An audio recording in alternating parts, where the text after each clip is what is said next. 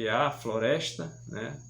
E floresta pluvial, então uma área onde tem muita vegetação, é densamente povoado por vegetação, que no caso a floresta, ocorre aí a incidência maior de processo de chuvas, né? Por conta da floresta equatorial, principalmente. Ou seja, na região equatorial, a maior predominância de vegetação, né? De rios, consequentemente, vai evaporar muita água e vai chover constantemente mais em regiões mais quentes, principalmente mais próximas à linha do Equador. À medida que eu vou lá para as áreas temperadas ou para os polos da Terra, consequentemente, vai se reduzir as chuvas, vai se reduzir as vegetações, as espécies de animais também vão desaparecendo, né? Porque os seres eles se desenvolvem mais em áreas mais quentes, né? Porque tem que ter o calor, tem que ter umidade, né? Então vai ocorrer a maior quantidade de espécies. Tanto é que a humanidade ela vai se adaptar mais em regiões quentes, próximo ao Equador, né? Do Equador até os trópicos, que é o trópico de Câncer, o trópico de Capricórnio. À medida que sai dessas regiões para regiões mais frias, vai se reduzindo a concentração populacional também, né? Ou seja, todos os seres vivos eles preferem viver mais numa área onde há calor e umidade, né? Consequentemente, no caso a humanidade, para desenvolver a agricultura e outras atividades são inerentes ao ser humano, né? E assim todas as espécies também vão se adaptar mais em regiões mais quentes e úmidas, certo? Agora a gente vai ver a questão das monções na Ásia, né? São fenômenos climáticos que ocorrem em regiões tropicais da Terra, principalmente no sudeste asiático, principalmente naquela região da Índia, né? As monções elas são típicas de regiões da Índia. Então, no período que o continente está aquecido, está muito quente, né? Seco, consequentemente os ventos do oceano sopram para o continente, né? E vem carregado de umidade, de água, de nuvens e acabam ocorrendo chuvas muito fortes nas regiões da Ásia, principalmente na Índia, causando inundações de muitas áreas, né? E de muitos países ali asiáticos. É o chamado clima de monções de verão, né? Que tem aqui no material de vocês. A monção de verão. Então a monção de verão ela causa inundação de várias cidades indianas. Tanto é que para algumas populações da Ásia, né, alguns países são benéficos porque eles trabalham com arroz. Então essas inundações, quando há o período de estiagem, que acaba o período chuvoso, né, o período de verão, que vem o inverno, certo? Essas inundações elas vão recuar, consequentemente vai ficar um solo propício para o plantio do arroz e outros produtos também da alimentação, né? Então por isso que eles desenvolvem muito a questão de grãos na margem dos rios, por conta dessa inundação que é causada pela monção de verão, né? Que aí o continente tá seco, tá aquecido e seco, né? Muito calor, consequentemente vem do oceano, as massas de ar úmidas, né, cheio de umidade, os ventos sopram e levam para o continente, ocorrendo chuvas nessas áreas secas da Índia principalmente, né, ocorrendo o chamado clima de monção de verão, ocorrendo muitas chuvas intensas e chuvas que provocam inundações, né, de boa parte da Ásia. Nós temos também na página 493 o monção de inverno, já é o contrário, né?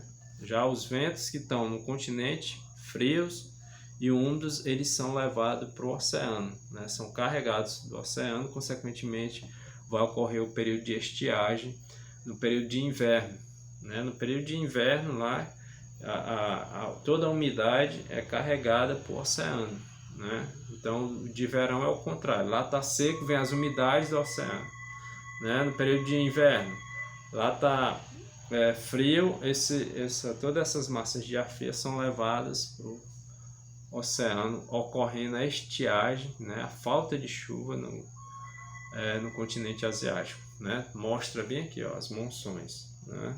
Ainda bem que o material de vocês vem mostrando um mapazinho para vocês visualizar direitinho, entender o que é a monção de verão e a monção de inverno, né? Que são temas recorrentes aí dos vestibulares, certo? Por isso que a gente está falando aqui para vocês, porque, né, daqui a pouco vocês estarão no ensino médio, vão estudar esse assunto mais ainda, né? Mais aprofundado, e daqui a pouco também, né, vão concorrer aí às vagas dos vestibulares e concursos aí do nosso país, né? A gente espera, certo? Que vocês realmente estudem.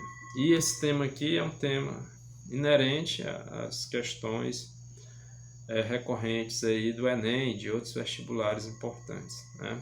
É importante estudar esse assunto aqui da Ásia, certo?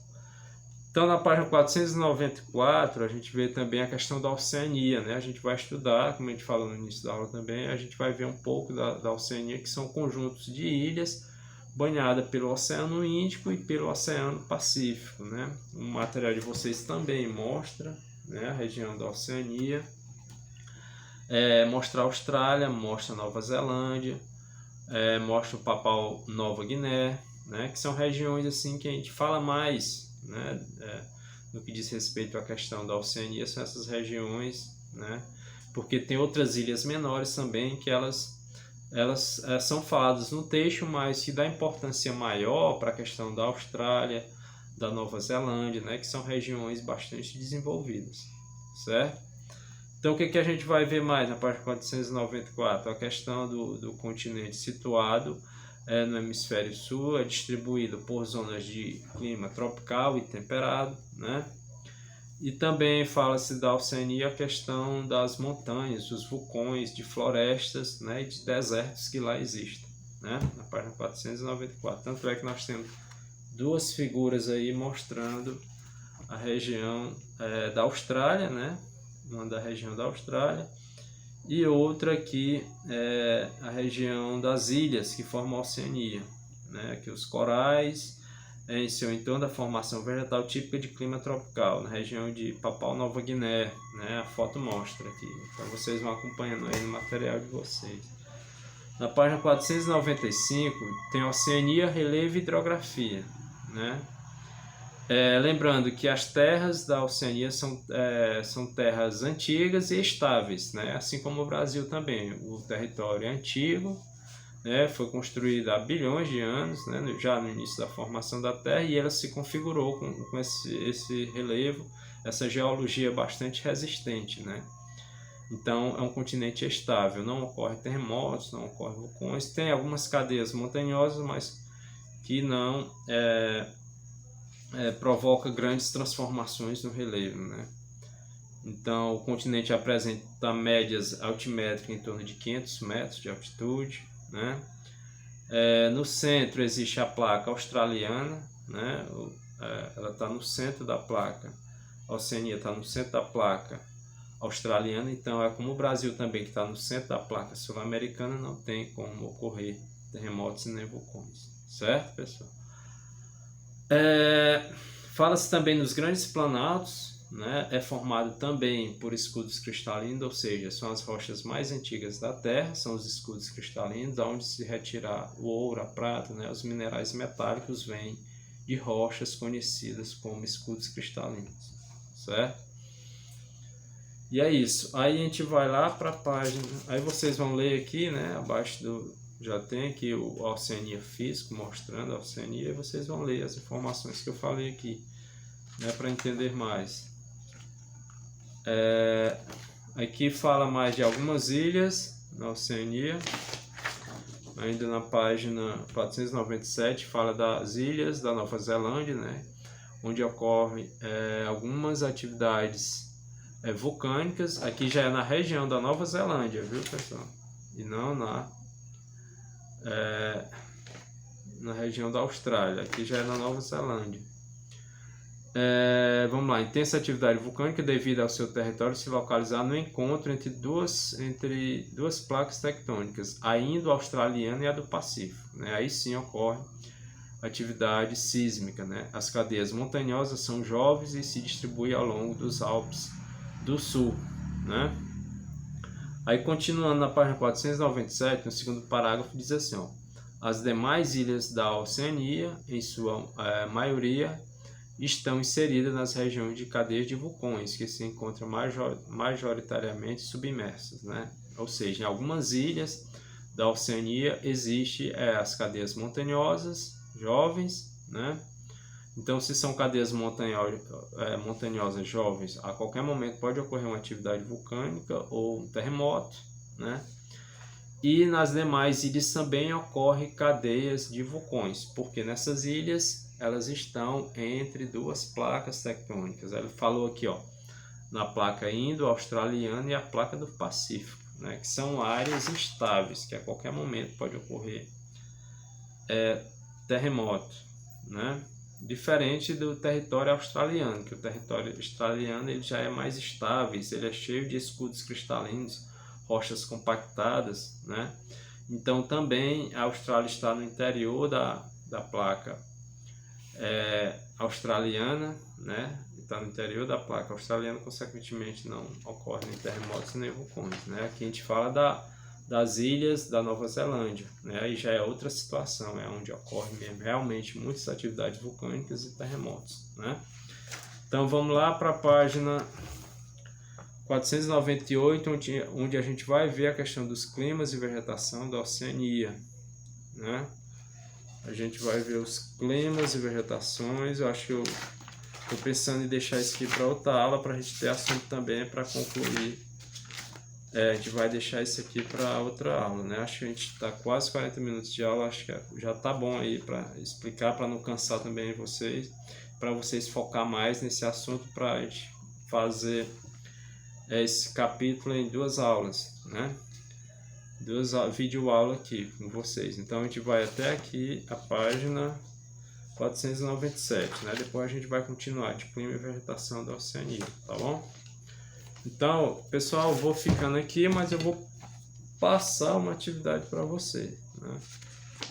Ó, vocês voltam aí no início do livro, da página do capítulo 9, né?